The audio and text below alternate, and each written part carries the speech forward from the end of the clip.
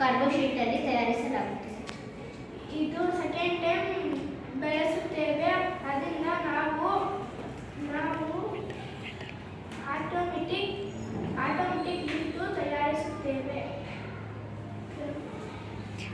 ಇದು ಹೇಗೆ ಕೆಲಸ ಮಾಡುತ್ತೆ ಅನ್ನೋದನ್ನು ನೋಡೋಣ. ಇದು ಈಗ ಕೈಯಲ್ಲಿ ಆಪ್ರೇಟ್ ಮಾಡ್ತಕ್ಕಂಥ ಲಿಫ್ಟು. ನಾವು ಲಿಫ್ಟ್ ಯಾವ ಥರ ಕೆಲಸ ಮಾಡುತ್ತೆ ಅದನ್ನು ತಿಳ್ಕೊಳ್ಳೋಕ್ಕೋಸ್ಕರ ಈ ಪ್ರಾಜೆಕ್ಟ್ನ ತಯಾರು ಮಾಡಿದ್ದೇವೆ. ಇದು ಈಗ ಕೈಯಿಂದನೇ ಆಪ್ರೇಟ್ ಮಾಡ್ತಕ್ಕಂಥ ಲಿಫ್ಟು. ಇದು ಪೇಪರ್ ಮಾಡೆಲ್ ಆಗಿರೋದ್ರಿಂದ ನಾವು ಕೈಯಿಂದ ಆಪ್ರೇಟ್ ಮಾಡ್ತಾ ಇದ್ದೀವಿ. ಆದರೆ ನಮ್ಮ ಪ್ರಾಜೆಕ್ಟು 2ನೇ ಹಂತಕ್ಕೆ ಹೋದರೆ ನಾವು ಒರಿಜಿನಲ್ ಮೆಟಲ್ಸು ಸೆನ್ಸಾರ್ಗಳನ್ನು ಬಳಸಿ ಫುಲ್ಲಿ ಆಟೋಮೆಟಿಕ್ ಲಿಫ್ಟನ್ನು ತಯಾರು ಮಾಡೋದಕ್ಕೆ ಇಷ್ಟಪಡುತ್ತೇವೆ.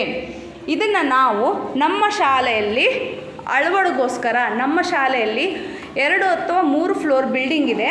ಸೊ ಆ ಬಿಲ್ಡಿಂಗಿಗೆ ನಾವು ಮೇಲೆ ಮತ್ತು ಕೆಳಗಡೆ ಹತ್ತೋದಕ್ಕೆ ಅನುಕೂಲ ಆಗಲಿ ಅಂತ ಈ ಪ್ರಾಜೆಕ್ಟ್ನ ತಯಾರು ಮಾಡೋದನ್ನ ಹುಡುಕಿದ್ದೇವೆ. ಇದರಿಂದ ಲಿಫ್ಟ್ ತಯಾರಾದರೆ ಸಮಯದ ಉಳಿತಾಯನೂ ಆಗುತ್ತೆ ಮತ್ತು ನಮ್ಮ ಕ್ಲಾಸ್ಗಳು ಮಿಸ್ ಆಗೋದಿಲ್ಲ.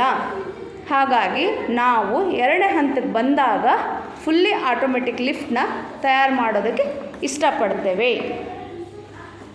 ಧನ್ಯವಾದಗಳು.